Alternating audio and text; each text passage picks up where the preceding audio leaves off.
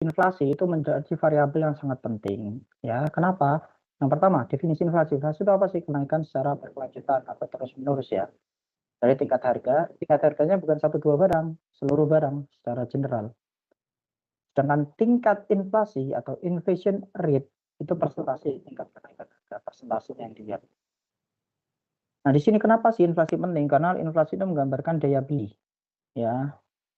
Kenaikan harga kalau misal terlalu tinggi, maka akan memicu orang-orang nggak bisa beli. Orang-orang yang memiliki pendapatan itu percuma pendapatan atau pendapatannya tetap itu akan sangat merugi karena pendapatannya tetap inflasinya sangat tinggi akan tergerus di hidupnya. Di sisi lain, kenaikan harga itu juga penting karena inflasi itu dapat mendorong atau menjadi insentif tersendiri bagi perusahaan untuk melakukan produksi. Misal dalam ekonomi mikro di sini ya, ekonomi mikro nah di sini ini adalah profit ya teman-teman di sini. Profit ini itu terjadi kalau misal TR kurangi TC. TR itu ada price di situ. Price dikalikan dengan TC itu fixed cost ditambah dengan variable cost. Nah, ini kalau misal inflasinya itu ada level yang tidak begitu tinggi, yang masih bisa ditolerir, maka price yang meningkat ini tinggal tingkatkan aja Q-nya. Maka mungkin akan nutup biayanya sehingga price-nya sehingga apa lagi? Keuntungannya akan semakin meningkat. Ya, keuntungannya akan semakin meningkat. Jadi price itu yang naik itu bisa dikatakan juga sebuah insentif bagi perusahaan untuk meningkatkan produksinya. Ya kan? Biar bisa apa? Biar bisa menutup cost. Nah, price itu juga sangat berkaitan dengan itu apa? Sangat berkaitan dengan ketidakjelasan. Contohnya di sini, semisal di masa depan ya, ketidakjelasan untuk masa depan. Jelasan di masa depan itu semisal ada orang si A dan si B. Si A itu meminjamkan sejumlah uang kepada si B. Misal uangnya adalah 1.000 dan 1.000 itu disetara dengan 1 gram emas. Artinya apa? Si B itu minjem 1 gram emas. Nah, itu namanya real interest rate ya. Plus dengan apa? Nggak mungkin 1 gram emas saja. Ada yang namanya nominal interest rate. Misal nominalnya interest rate adalah 10%. Hingga 1.000 tadi menjadi berapa? 1.000 tadi menjadi 1.100. Nah, diasumsikan kalau misal tingkat inflasinya, ini asumsinya inflasi ya, inflasinya itu adalah 0%, artinya tahun depan, si A akan mendapatkan uang sebesar 1.100. Yang mana uang 1.100 itu kalau direalkan atau kalau dibuat beli jajan, beli emas misal, si A itu akan mendapatkan 1 gram lebih. Kenapa? Karena 1 gramnya tetap harganya 1.000, nggak ada inflasi. Ya. Tetapi kalau inflasi itu tidak terkendali, semisal inflasinya adalah 20%, maka yang terjadi apa? Harga 1 gram emas itu adalah 1.200. Sedangkan tahun depan si A hanya mendapatkan 1.100. Artinya apa? Uang 1.100 ini bahkan tidak bisa membeli 1 gram emas. Ya, tidak bisa membeli 1 gram emas. Artinya rugi si A. Si A itu mendapat kerugian, si B untung. Kenapa? Karena si B itu mengembalikan barang yang tidak setara dengan 1 gram emas. Gitu ya teman-teman.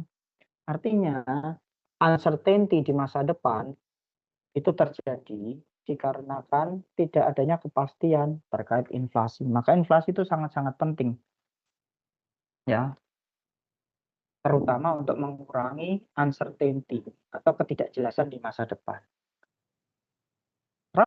Kenapa inflasi itu penting? Ada sebuah riset yang dilakukan ya oleh researcher diringkas di bukunya Menkyu itu, sebesar 77% itu orang tuh merasa bahwa inflasi itu membuat dia miskin, ya.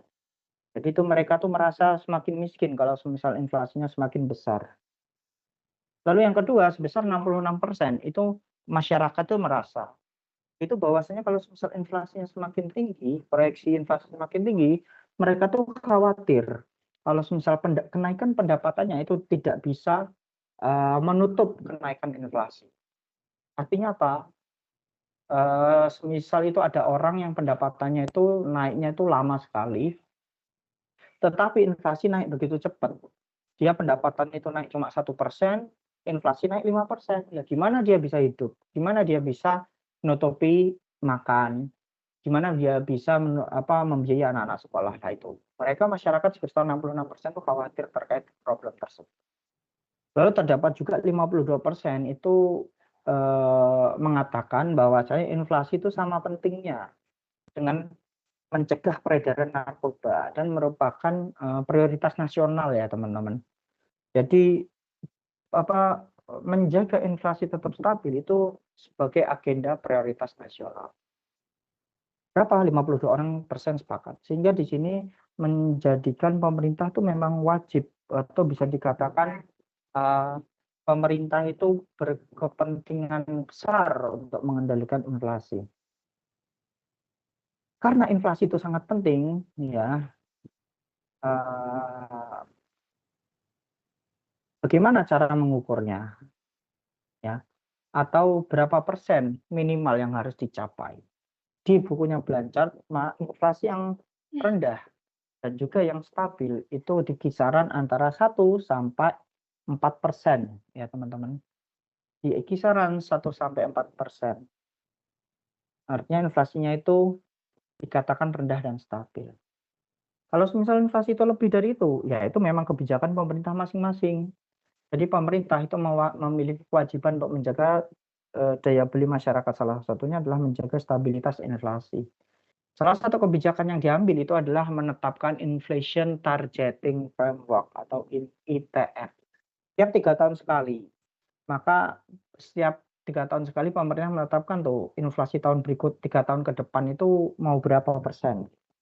Kalau semisal di tahun tersebut, di tahun misalnya tahun 2024 ini, inflasinya ternyata di luar kendali dari target, maka harus ada intervensi dari pemerintah untuk mencapai level yang diharapkan.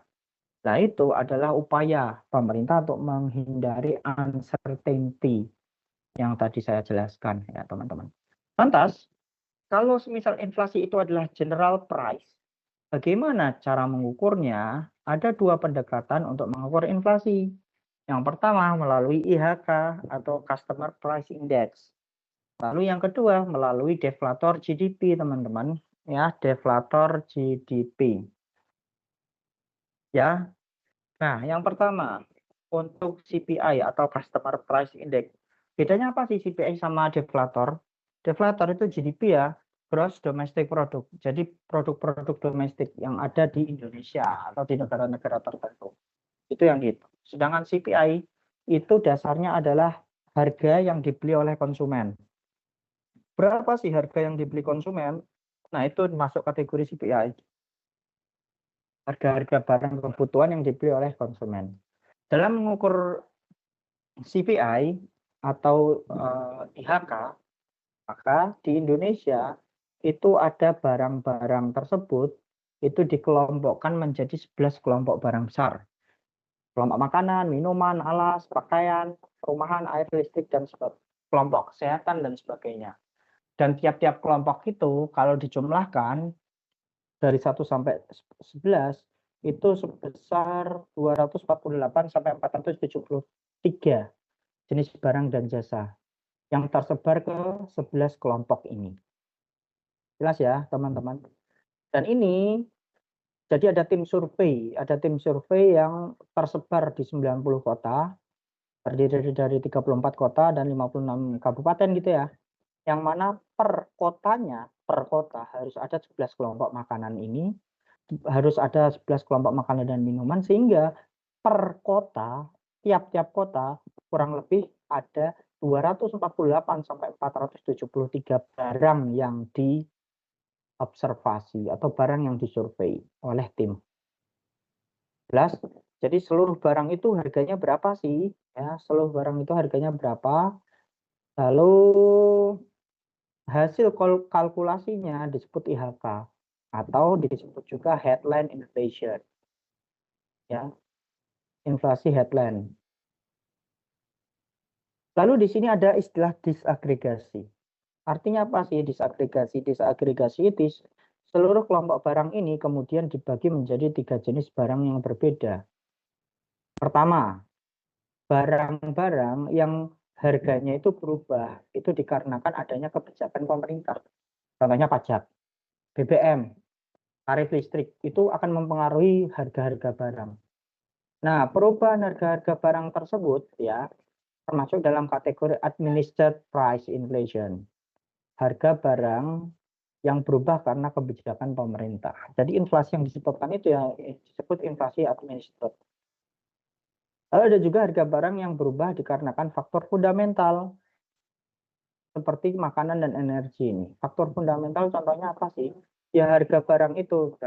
Harga barang itu berubahnya tuh sangat-sangat fluktuatif, sangat naik turunnya sangat besar ya teman-teman. Naik turunnya tuh sangat-sangat besar. Fluktuatif itu maksudnya seperti apa sih? Nah, seperti ini contohnya, harga cabai.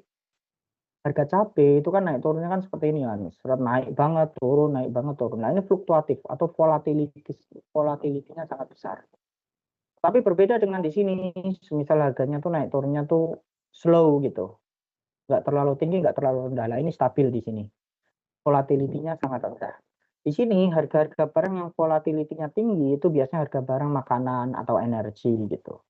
Maka keadaan yang harga barang dengan volatilitas yang tinggi tersebut, maka makanan minuman itu masuk kategori apa? Masuk kategori volatile food. Nah, kategorinya adalah volatile food di sini. Lalu yang ketiga adalah kategori barang yang tidak masuk di keduanya. Ketika harga-harga itu tidak masuk di keduanya, maka disebut juga core inflation. Nah, di sini ya disebut juga core inflation karena tidak masuk di keduanya. Yang sifat core inflation tuh stabil ya teman-teman. Yang seperti tadi yang saya jelaskan ya, naiknya nggak terlalu tinggi, turunnya juga tidak terlalu rendah. Beda dengan administered sama volatile food itu harga naik ya naik tinggi banget, turun tinggi banget gitu, jarang banget yang stabil. Itu ya teman-teman. GDP pun ya sebenarnya ada dua perspektif, yaitu kalian membandingkan dari tahun ke tahun atau kalian membandingkan dari bulan ke bulan. Kalau kalian membandingkan dari bulan ke bulan misalnya, artinya tuh tahunnya tuh sama. Misal tahun 2024 dari bulan Januari sampai bulan November gitu. Kalian bandingkan tuh IHK dari Januari itu berapa, Februari berapa, Maret berapa, dan perubahannya itu berapa, itu dari satu tahun yang sama. Cuma bulannya berbeda. Tetapi kalau misal kalian menjelaskan dari tahun ke tahun, maka kalian harus membandingkan di 2 bulan yang berbeda. Maaf. Kalau misal kalian ingin membandingkan dari tahun ke tahun, maka kalian harus membandingkan di 2 bulan yang sama, tahunnya beda. Semisal Maret 2019 ke Maret 2020 atau Maret 2018 ke Maret 2019 atau Januari 2018 ke Januari 2019. Jadi bulannya sama, tahunnya berbeda. Itu year on year. Dari tahun ke tahun, year to year atau month to month, dari bulan ke bulan. Ini akan saya tunjukkan bagaimana secara simpel bagaimana IHK dihitung, Customer Price Index dihitung, dan juga deflator GDP dihitung. GDP itu GDP nominal dibagi dengan GDP real. GDP nominal itu price dan quantity di tiap-tiap tahun itu beda. Ya. Jadi price dan quantity di tiap-tiap tahun itu beda. 2018 ke 2019, 2018, 2019 dan seterusnya itu beda-beda. Nah, ini ya. Kuantitinya itu beda. tinggal kalian kalikan dan kalian jumlahkan saja. Ini kali ini, kali ini, kali ini, dan dijumlahkan. Maka ini adalah GDP nominal. Tanya beda. Nah, untuk bisa membuat GDP real, maka caranya gimana? Harganya jangan pakai harga di tahun setelahnya, tapi harga pakai tahun dasar. Misal tahun dasarnya adalah 2018, ya. Misal tahun dasarnya adalah 2018, maka kita harus menggunakan harga-harga di tahun 2018 untuk digunakan di tahun-tahun berikutnya. Ya, makanya di sini kita tulis 2018, ya kan? Lalu masuk harga ini di tahun 2019. Ya enggak? Nah, dari 2019 digunakan juga di tahun 2020. Tapi di sini kuantitinya boleh beda. Kuantitinya pasti berbeda-beda di sini. Tetapi yang disesuaikan hanya harganya. Harganya itu harga di tahun berapa? Harga di tahun dasar, yang mana diasumsikan harga di tahun dasar itu adalah 2018. Nah, gitu ya. Nah, sehingga kalau misal kalian sudah mendapatkan real GDP, tinggal dibagi aja dengan nominal GDP atau nominal dibagi dengan real. Maka kita akan dapatkan angka inflasi. Contoh teman-teman ingin menghitung apa namanya deflator GDP di tahun 2019, maka kalian harus cek dulu nominalnya. Ini adalah nominalnya. Nominalnya nggak apa-apa, pakai nilai harga tahun tersebut nggak masalah, kuantiti tahun tersebut nggak masalah. Tetapi ketika teman-teman menghitung real GDP, maka harga di sini harus diganti dengan harga di tahun dasar, yaitu harga di tahun 2018. Maka didapatlah pembagian nominal GDP dibagi dengan real GDP. Didapat angka 1,04. Jelas ya? Ini itu adalah angka bentar ya teman-teman.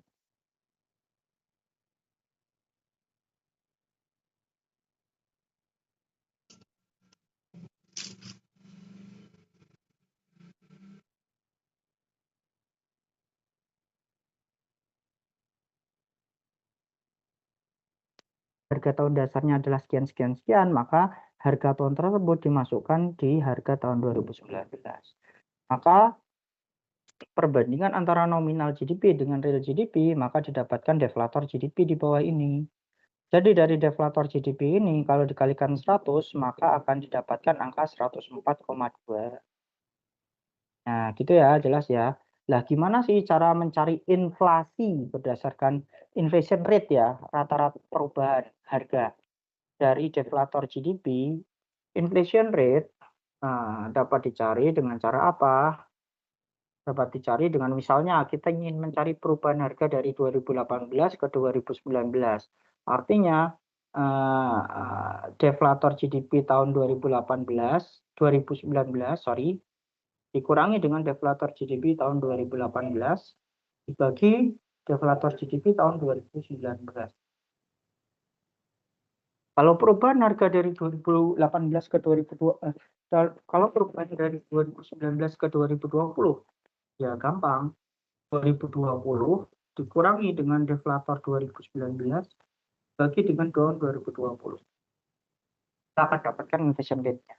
Yang mana di sini dicontohkan inflation rate-nya adalah sebesar berapa dari tahun 2018 ke 2019. Di sini contohnya adalah 0,42. 0,042 atau sekitar 4,2% ya perubahan yang itu adalah cara mengukur deflator GDP. Sedangkan bagaimana cara mengukur bentar ya teman-teman.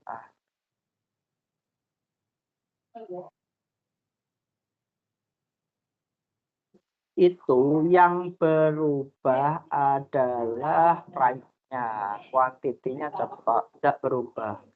Misal di sini tahun basisnya adalah 2018. Jadi dalam perhitungan CPI ataupun apapun itu harus ada basis years-nya. Tahun basisnya adalah 2018. Jadi di sini harga dan kuantitinya harus tetap di tahun 2018. Nah, di tahun 2019 ya, kuantitinya harus disesuaikan dengan tahun 2018. Sedangkan harganya bebas, harganya ngikut harga tahun tersebut. Sedangkan di tahun 2020 ya, di tahun 2020 kuantiti di tahun 2020 harus disesuaikan dengan tahun 2018 sama ya, untuk tahun 2020. Terus bagaimana cara mengukurnya? Cara mengukurnya yaitu dengan cara apa? Keranjang. Di sini saya istilahnya adalah keranjang ya kalau misalnya di kita ya. Bisa diedit ya.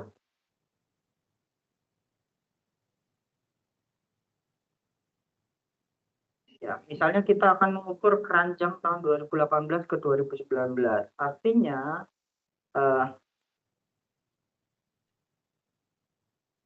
keranjang tahun 2018 B dikali tahun 2000. Kali ini kita akan mengukur itu ya, CPI tahun 2019. Tahun dasarnya itu 2018. Maka CPI tahun 2019 P dikali Q yang mana itu ngikut di tahun 2018. Price-nya itu price tahun 2019. Nah, bagi dengan P kali I tahun 2018. Nah, gitu aja. Nah, kalau tahun 2020 yang terjadi, P dikali I tahun 2020, tetapi I-nya ngikut di tahun 2018. Price-nya ngikut tahun 2020. Bagi dengan P kali I tahun 2020. Kalau misal 2021, ya price-nya ngikut tahun 2021, tapi I-nya ngikut tahun 2018. Bagi dengan P kali Q tahun 2008. Ini adalah CPI, cara mengukur CPI. Nah, nanti tahu itu gampang itu apa namanya CPI tahun berapa, CPI tahun berapa, misal di sini tahun 2020 ketemunya adalah 105, ya kan? Lalu tahun 2000 berapa ini? Tahun 2019 ketemunya adalah 104. Itu dikali 100 ya, masing-masing hasil pembagian itu dikali 100 ya. Nah, berapa inflation rate-nya, perubahan inflasi dari tahun 2009 ke 2020, ya CPI tahun 2020, CPI tahun 2019 bagi CPI tahun 2020. Maka kalian akan dapatkan 0,008. Nah, 0,08 itu kali 100%. Kita akan dapatkan zero di 0,8% bagi tahun 2019 ke 2020. Nah, gitu ya cara mengukurnya ya, teman-teman. Penggunaan CPI dan juga deflator. Bahkan ada yang ditanyakan sampai kalau GDP real harganya, kalau real ya, kalau GDP real harganya itu ngikut tahun dasar. Kalau menghitung GDP real harganya ngikut tahun dasar. Kalau tahun dasarnya 2018, ya harga barang-barang itu harus ngikut harga tahun 2018. Itu kalau real. Itu ya, siapa tadi? Namanya lali aku. Ayu, Pak Ayu Novita. Oke, jelas? Ada yang ditanyakan lagi? Di perhitungan ini, oh ya belum saya share ya. Di perhitungan dua ini itu kan memang nggak ada waktu ya, diasumsikan lah ada waktu. Nah, jadi gini, Jadi kalau semisal kalian kan sudah ngitung kan CPI-nya, CPI tahun 2020 dan CPI tahun 2019, ya nggak? Nah, inflation rate year to year, ya, itu tahun 2019 bulannya apa dulu, ya nggak? Tahun 2019, di tahun 2019 itu kan bulannya ada banyak. Misalnya bulan Maret. Maka kalau year to year tahun 2020 juga harus Maret. Hmm. Lihat ya. Jadi kalau misal ada data CPI tahun bulanan, bulan Maret 2019 dan bulan Maret 2020 CPI-nya berapa? Nah itu kalau misal kalian membandingkan itu, maka itu adalah inflasi tahunan. Kalau bulanan itu tahunnya sama, ya bulanan itu tahunnya sama, tetapi bulannya itu beda-beda, Januari ke Februari, Februari ke Maret, Maret ke April, April ke Mei. Itu berapa CPI-nya, perubahan inflation rate-nya berapa? Ingat ya, CPI sama inflation rate beda. CPI itu rata-rata indeks harga. Indeks harga di tahun-tahun atau bulan-bulan tertentu. Indeks harganya berapa sih? Ternyata di misalnya ini Maret 2019 itu indeks harganya 104. Indeks harga. Nah, untuk menggambarkan inflasi, maka indeks harga 2019 itu harus dibandingkan dengan indeks harga lainnya. Entah itu Maret, April 2019, Mei 2019, atau tahun ke tahun. Maret 2019 ke Maret 2020. Nah, itu baru bisa tahu inflasi. Inflasi bulanan atau inflasi tahunan. Nah, gitu ya, Najwa. Oke, baik Pak. Terima kasih. Ya, ada lagi yang ditanyakan? Silakan.